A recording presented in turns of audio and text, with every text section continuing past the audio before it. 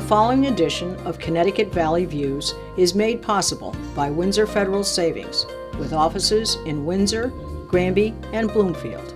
Neighbors helping neighbors since 1936. Join me, Susan Regan, host of Connecticut Valley Views, the most widely watched interview program on Connecticut Public Access TV. Proof to the people is the byline, insight without bias, generating a 360 perspective. Our mission is to focus on topical subjects with thought-provoking interviews regarding municipal leadership, current affairs, educational and political topics, as well as key destination points in New England. Hello, I'm Susan Regan, and thank you for joining me today. My guest is Kevin Counihan. It's actually a second visit that we have had, Mr. Counihan, who is CEO of Access Health Connecticut. What a pleasure to be with you again, Kevin. Thank you, Susan. It's a pleasure. You're in your new offices. Correct. 15th floor. That's correct. And when did you move? About 4 months ago. Okay. Yeah, it's been a nice change for the staff. It lacks a little bit of the charm of the old building, but it's a lot more functional. Yeah, because everybody can more or less be together and you're kind of spread out on one floor. In That's the last place. Now you've added to your staff a bit. That's correct. Since the first time around. You were at how many when you started? I think when we last spoke, we were around 15, and now we're up to 40. Okay, because you've got a lot of ground to cover. You have been covering a lot of ground. That's correct. I did see on the Public Access TV today, CTN, that we saw you were actually presenting to the Board of Directors. Correct. And covering all a the monthly plans. meeting. Monthly meeting. That's right. And it was very informative. Good. I thought it was very, very good. Good. And we'll raise some of those questions while we Great. do that. Now, when we first started, last September actually, Right. 2013, we were talking 2012. We were talking about the challenges you had and that it was a big undertaking, Right. and that you were looking forward to it, and have you found it to be more challenging than you thought, or have some happy circumstances occurred along the way as well? It's a very good question. I'm not exactly sure. It's very challenging, but it's challenging in a fun way. I feel that the more we get to learn about the law, the more complex it is, and that adds to the challenge and also the fun. Where I guess I feel particularly fortunate is we have a very good, hardworking staff that's very dedicated to bringing this up on time. And to be frank with you, I feel like probably one of the luckiest guys in the country to be working with this team. Because I know you have said people are very dedicated. They were specifically hired. You hired the senior team, and then they in turn hired the people who would be reporting to them. That's and correct. that makes a very cohesive That's group. correct. That's correct. Because you've hired the people you wanted, and they're hiring the people that are going to supplement that. That is absolutely right. We have, we've got some basic tenets of our culture here. One of which is that no one's above doing any work. I collate binders for the board meetings, for example.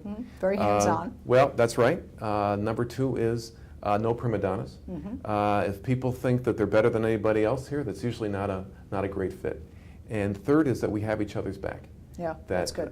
If people make mistakes, and we encourage smart mistakes, we try to discourage the dumb ones, but we all make them. But if someone makes a mistake, that's fine. You tell your boss, and we protect you. Yeah, that's called lessons learned. Yeah, exactly. Yep, and you don't repeat the same thing. Correct. Now, we talked about it being the store. That's Right. where it was last September, Right. and being ready. Is it still on schedule for October 1st, this coming October 1st? Yes, it is. Okay. I'm actually pleased to tell you, Susan, with more confidence than I did last time we talked, that I have absolutely no doubt that we're going to be up and running by October 1st. And when we say up and running, we mean that you're going to have people that are manning the phones. There'll be people calling in to make appointments. Is that, I mean, give us just a sense of the process, if you were an individual out there. Sure. The key definition of opening the store is that our web portal at accesshealthct.com is going to be ready for people on October 1st to shop for coverage, determine if they're eligible for subsidies, to be able to compare prices and benefits, and to enroll for coverage. So we will definitely be up and running to do that. We're also going to have other features, such as literally building 6 retail stores throughout the state. where so there'll be other physical places to go to. we're the only state in the country that we are aware of that are actually opening up insurance stores. And we're going to make this retail experience literally a retail experience. To be very frank with you, we kind of stole this idea from Apple. We're going to have our own version of a Genius Bar in the back of each of the stores. But we really believe that there's a megatrend going on. And that megatrend is that even employers more and more are going to be basically delegating responsibilities for insurance coverage to their employees. Employees, like the 401k business 30 years ago, are going to be in positions now of having to select coverage. And frankly, very few of us are equipped to do that. So one of the things that we think our exchange should do is act as an information portal for our state residents, irrespective of whether they buy insurance from the exchange.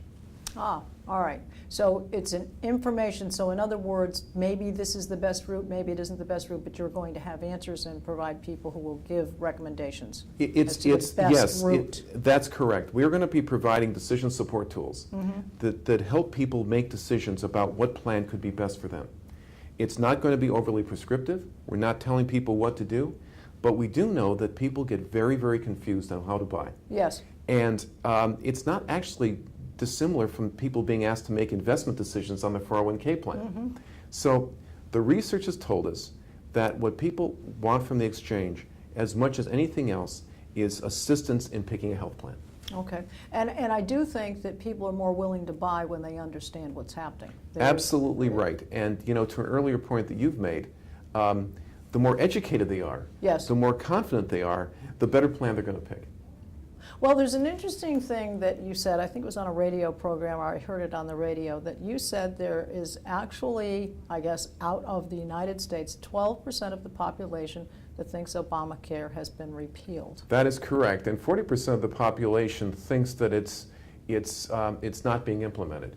So, on one hand, you could look at that statistic and say, oh my gosh, this is going to be impossible to communicate to. Our view is actually that gives us sort of a whiteboard. It's sort of a blank slate to really create a new communication and outreach campaign to reach people about what the law is and what their benefits and opportunities are. Now, there have been 4 companies that have come to the plate recently. There's Connecticut, there's Aetna, there's Healthy CT, and there's Anthem. They're all participating in the program. Correct. Now, is there a sense and a very simple explanation as to how they differ? Is it because they differ by price? Is it because there are only some for small companies and large companies, some for only individuals and families? I mean, are they all offering the same thing? Well, it's a great question. From a benefits perspective, all the plans have to offer a standardized plan based on metal tier. So as you may recall from our first conversation, the benefits are all arranged on a metal tier, ranging from bronze to platinum. And they vary based on richness of coverage, and thus the richer plans are more expensive to buy. So from a consumer-friendly perspective, being able to shop on a standardized plan perspective makes the choice and buying process much simpler, because people know that the benefits are all the same irrespective of company. So someone shopping for silver, for example, knows that silver plan will be the same irrespective of those 4 companies. Then that allows the consumer to focus on such things as network. Is my physician in that network or not? What is the price? Are there service features in that brand that I like? If I've been part of that brand for a period of time, do I want to stay there? All those kinds of things. My mother used to have her My mother used to insurance have it. That's exactly right. Or I had that at work for years and I loved it. All those kinds of things become easier criteria to focus on. Now, they are, these companies, when they've come into this, were they given parameters as to how they were supposed to put it together? So you gave them the dynamics of, this is what we want from you, this is how it needs to work. That is correct. That's also a very good question, by the way. They were given the parameters of coverage, so they knew what to quote on from an actuarial perspective. They were given the format from which they should submit their rates. So there was a consistency of format. And again, I would like to underscore that we are very, very pleased with the responses we receive from the health plans in our state. We have basically 80% of the market represented on the exchange. And we try to work very collaboratively with them, both in terms of data submission, how we exchange eligibility data, rating, and they've been working very effectively with us. All right, I'm going to ask a rather naive question, but they're all here, or they have offices here. There'll be more companies submitting their rates, and would they be able to be from Texas or California, or do they all have to have an office here? No, it's a very good question. Okay. They have to be licensed in our state. Licensed in the state. Right. All right. So they don't have to be domiciled in our state, but they have to be licensed in our state. So anybody could come in and get licensed and That's become correct. one of the companies? That is correct. That is Okay. correct. As a matter of fact, to your very point, there's a very strong likelihood that a large not-for-profit health plan from Massachusetts will be coming into our state next year and will Okay. be offered on the exchange. Headquartered in a different state, but licensed in our state. All right, now, there's a very important point that you mentioned to me, and I think we need to clarify, because, folks, I think this is very important. We are talking about people that are from what age to what age will be covered under Obamacare, and that Medicare, people who are in Medicare and people who are in Medicaid will not become part of the Obamacare program. Well, Have I stated it correctly? yes, basically you have. The mandate to buy insurance applies to people 18 to 65. Medicare, as you know, begins at 65. The Affordable Care Act, or Obamacare, does not impact Medicare recipients at all. They're in a completely separate program, which is Medicare. The provisions of essential health benefits, the metal tiers, the tax subsidies, none of that stuff applies to people in Medicare. So if your viewers are 65 and above, they may have an intellectual interest in this, but it Yes. does not impact them practically. Well, I think that's very key, because obviously our more senior citizens, these types of things, these changes can become confusing, and they start to wonder about what's going to happen to them. Will I still see my doctor? Will I have the Correct. same coverage? Will I still be able to get my heart medicine and so forth? Correct. But for them, it literally does stay the same. It absolutely And stays they don't the have to same. do anything. They don't have to do a thing. Sign up anywhere. Nope. They're all set. That is correct. So folks, I think that's a very important point. It is important, and I appreciate you raising it. Now, for Medicaid, Connecticut is one of the states that has taken advantage of the federal dollars to expand Medicaid up to about 138% of the federal poverty level, which is about $14,000 for an individual, up from about $10,000 now. So that has made more people eligible for Medicaid than before. But the Medicaid benefits have not changed. So it's really more of an expansion of Medicaid and eligibility for it. Okay, all right, so that's a good plus. Yeah. In all honesty, people will see these rates when they first are signing up and deciding what's best for them. I do know that Connecticut obviously has an insurance department that oversees any submission of increased rates. Do you think this will be at nominal levels? We all know it will cost more. We understand why it costs more. Do you think that they will be reasonable rates in the years to come? You know, it's very From hard the to best- project years to come, right? Yes. It's just hard Yes. to know all this stuff. I would tell you that the rates, I think, are going to be higher than what we see today for two key reasons. One is that the benefits that they apply to are richer, and so thus the coverage is more expensive. Number two is that there are a number of insurance market reforms being implemented January 1st, such as no more pre-existing condition limitation, no more medical underwriting, no more load on women it's a gender load. There'll be free preventive care visits. There are no more annual maximum caps on coverage. Those things, as you've said before, come with a price. So they will be more expensive. Are they going to be affordable?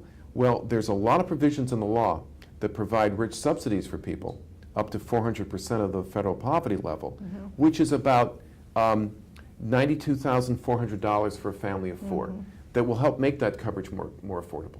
Well, there are also advantages to the fact that hopefully with the preventive care, with people taking care of themselves, with the people who didn't have any insurance before and that were going to the hospital, say, through the emergency department, a lot of those things, hopefully, maybe it will maintain or at least keep the premiums down to a lower rate. I mean, we are hoping that doing it this way is going to improve the costs.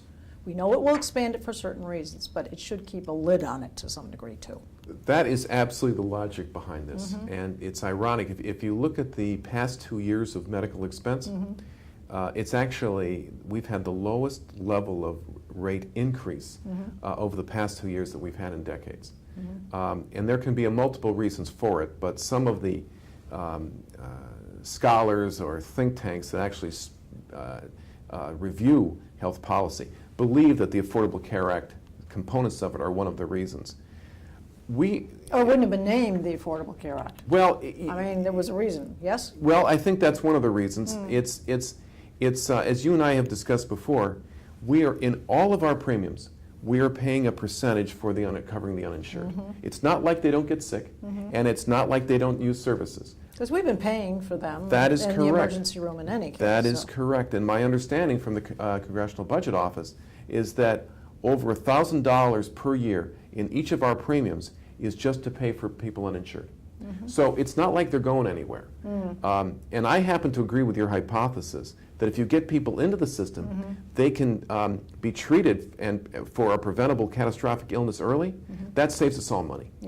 Yeah, exactly. The long-term cost Correct. down the road if you don't take care of something. That's right. But you're right, it is a longer-term savings. It is a longer-term savings. Yeah. All right, now, if someone has had their insurance health care up till now, and they've had it with whatever company they've had it with and so forth, they'll be covered under their old plan, let's call it, to a certain point, and then they'll need to look at either through their employer, or if they've been carrying it on their own, whatever, they're just going to realize that plan will go away and they need to sign up for a new one. Well, I mean, how does that overlap or happen? Well, it really depends. For example, if an individual is covered by an employer-sponsored plan, group insurance through their employer, it will be at the employer's discretion as to whether or not the employer wants to look at the exchange. Sure. There is no legal requirement, there is no state requirement that the employer has to buy through the exchange. Okay. So when you really look at what we believe our target market is for people buying through the exchange, it really gets into 3 categories. One are for people that are going to be eligible for expanded Medicaid. That means that up to that $14,000 level. Yes. Right. The second would be for people under 400% of the federal poverty level, that $92,400 for the family of 4, that are now eligible to get subsidies for coverage, which should make the coverage cheaper. And the third is for small businesses that are either able to avail themselves of tax credits or like the idea of being able to offer options to their employees of different carriers. For people that are covering insurance on their own, they can buy through the exchange or they don't have to. Businesses, the requirement to offer insurance only applies to firms with 51 or more full-time employees. Small firms are not required to, but they have this option for new choices. Yeah. All right, well, let's talk about a new avenue for marketing for you. You've got some new TV ads. They started last week. We do. And you're working with an agency that is local. Right.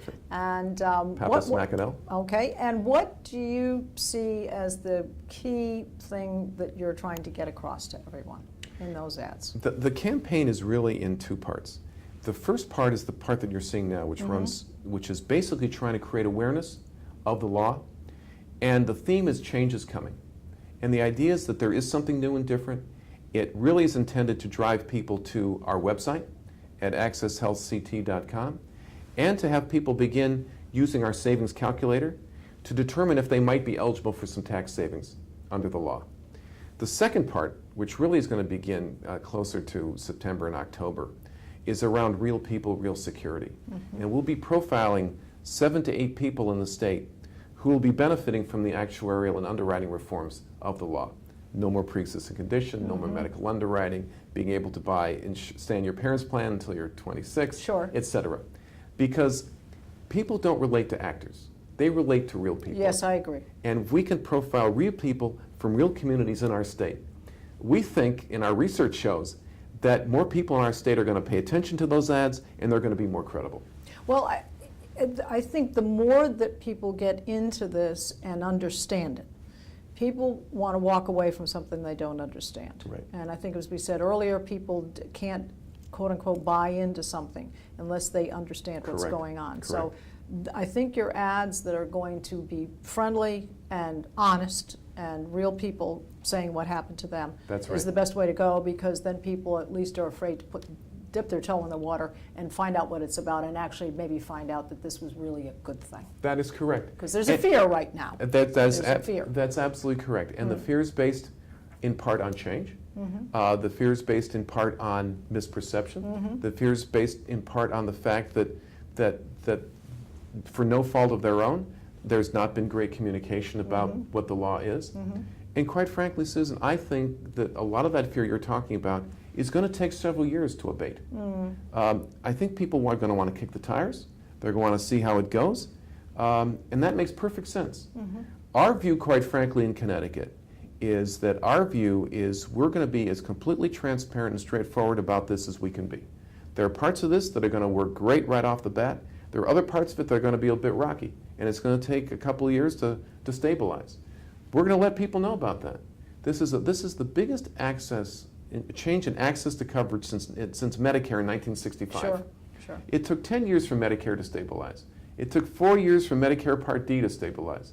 This is going to take a little time too. All right, now there are standard plans. Tell us a little bit about what's involved. Standard plans versus whatever plans, and how they differentiate. Well, that's a great question. So, as I mentioned earlier, all the plans are divided into these 4 tiers, and they're all based on different metals. Within each of the metal tiers, all participating health plans have to conform to one standardized benefit plan. So there'll be one plan for platinum, one plan for gold, one plan for silver, one for bronze. They're different, but it's one plan. All the carriers have to provide rates for that standard plan. Now that makes it very easy for consumers to pick, because they know that the coverage is the same, irrespective of carrier. Okay, so it wouldn't necessarily mean that you're not buying the most expensive plan because you think it's the most comprehensive. You're buying the one that meets your needs. Correct. Which I think is important to point out as That's well, because just buying the gold plan may not necessarily fit your point in your life. Perhaps you have a family, you no longer have children at home, or whatever. I think that's important. It absolutely is important. There's also a catastrophic benefit that's provided for people under 30 that is meant to be even more affordable. But the point of the standardization is, again, to be consumer friendly. It's meant to take what all the data shows. People find why they hate buying health insurance, because they find it confusing, complicated, scary, and they don't understand why it's that expensive. Yes. So the plan standardization doesn't change the price, but it certainly makes it much easier to shop and compare. Now, that's the standardized plan that all the carriers are going to provide. Each of the health plans also have the option of providing up to 2 customized plans per metal tier. So, for example, if a Connecticut wants to offer a couple different plans, say at the bronze level, outside the standardization, they can do that. Say if an Anthem or a Healthy CT wants to test smaller networks or tiered networks or something of that sort, they're able to do that. We want the carriers to look at the exchange in part as a laboratory. Well, speaking of that, customizing, dental plans are now going to be. Correct. Which is a whole new avenue, which is a great thing, I think. Correct. So this is something that was brought in. Was that kind of a latecomer thought, or was that always a plan to include them? It was always a plan to include. To include them. Yeah. It's just another layer of complexity. Which I think people will like, because I think they've often wondered why is dental. Correct. Now, a big piece of this, what I saw on the show this morning, was that you have navigators. Correct. That are going to help people determine what and how to get through this. They need to fill out some paperwork, they need to find out what criteria they meet, and so forth. So that's a big part of your teamwork here. Correct, it is. We have a navigator program, of which we just received a very generous grant from the Connecticut Healthcare Foundation of $125,000, and we appreciate that very much, to help get the navigator program going. The navigators are basically regional organizations to help supervise a group of in-person assisters who are going to be up to 300 organizations and individuals. They'll be working with people just to understand how to enroll, what their options are. They're not going to be enrollers per se, but they're going to help people enroll. Okay. Well, it certainly has been very informative today, but I just can't end without saying you're going to the White House. mid-July? Correct. And you were invited to meet because we are one of the states that have the exchanges, is that correct? It is. It's also, I think, because we're one of the exchanges that's been trying to be helpful Yeah. with respect to ideas. And following up on everything that they've been doing. That's right. So, this is the idea is to try to get a few of the states into talk a little bit about how to be more effective. Do you feel that Connecticut has become a leader with regard to doing this? I mean, you have been in close network with keeping up with Catherine Sebelius and all of the criteria that's been written. Do you feel as though you've taken a leadership position? It feels that way to me. Well, I think that to be frank with you, I think we are a bit of a leader in that regard. I don't think we're the only one in that place. Mm-hmm. I think there's probably 5 or 6 of us that are doing our best, and I think they're all doing their best. But we've embraced it. We've been very fortunate to have a board of directors, a legislature, health plans that have been very supportive. Mm-hmm. We've got, as I said, a very dedicated staff to make this work, and we're very committed. I want to be clear, Susan, and you and I have always been this way, that this is not going to be a perfect experience for consumers on day one. Mm-hmm. It is going to be an imperfect experience. There are going to be some bumps. There's going to be some issues. And we're committed to just making sure that everybody calms down and work them through. Makes it happen. Right. Well, I do want to mention, you mentioned your website, but it is accesshealthct.com. Did I get that right? Thank you. Well, I want to thank you for your time today. It's been a Pleasure pleasure to be here again. And I want to tell you, you can see us on Facebook, and you can see all of our programs on our website at www.ctvalleyviews.com. This is Susan Regan. Thank you for joining me and bringing proof to the people.